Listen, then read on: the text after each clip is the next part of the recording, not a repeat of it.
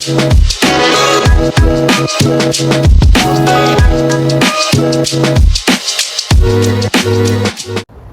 life, it's so easy to just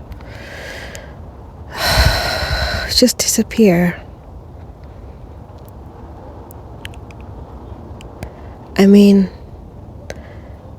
disappear in your thoughts, disappear in your purpose, disappear from your destiny. It's so easy to lose our way and just disappear.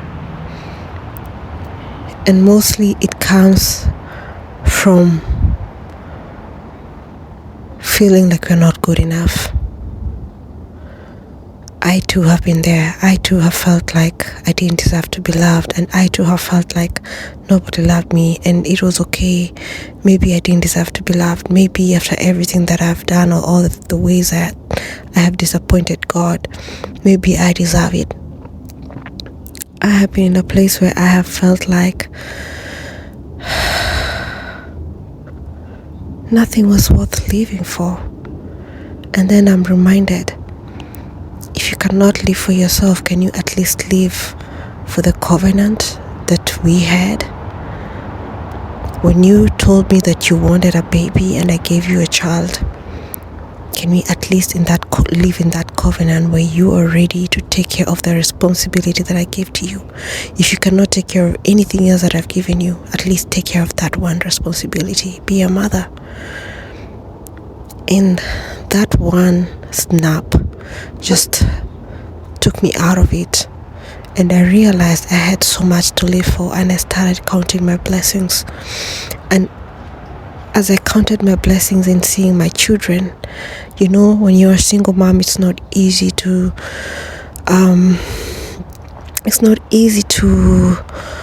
just maneuver everything. Sometimes it can be very overwhelming, and so sometimes it's easy to forget that these amazing little human beings are our gifts.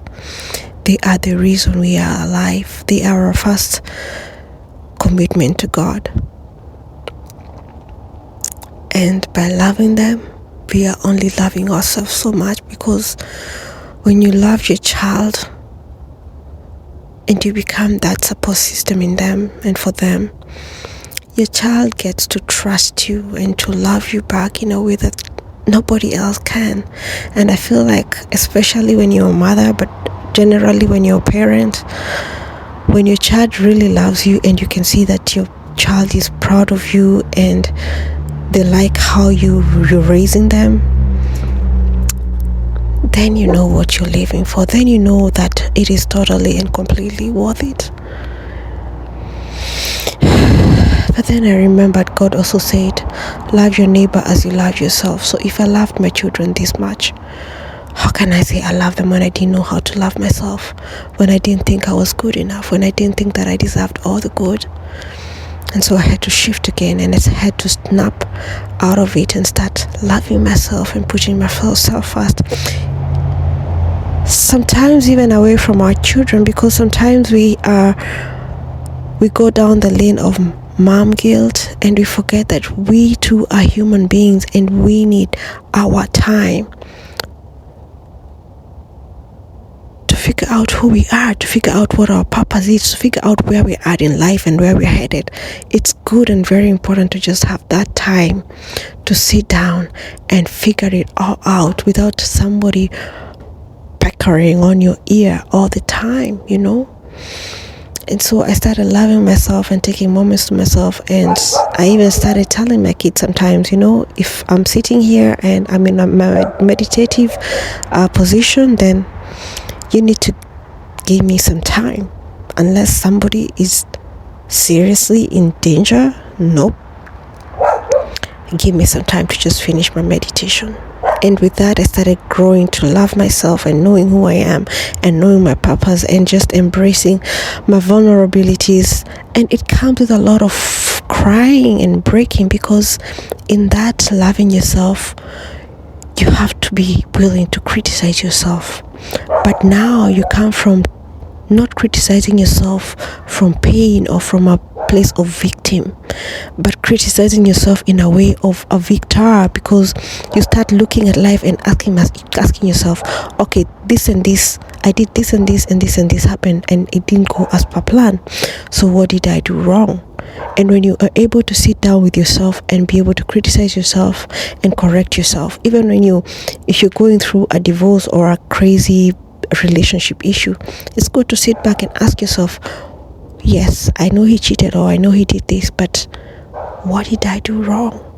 Was I the perfect wife? If I was a man and I was married to me, or if I were a man and I were dating me, would I say that I have completely loved him and been genuinely?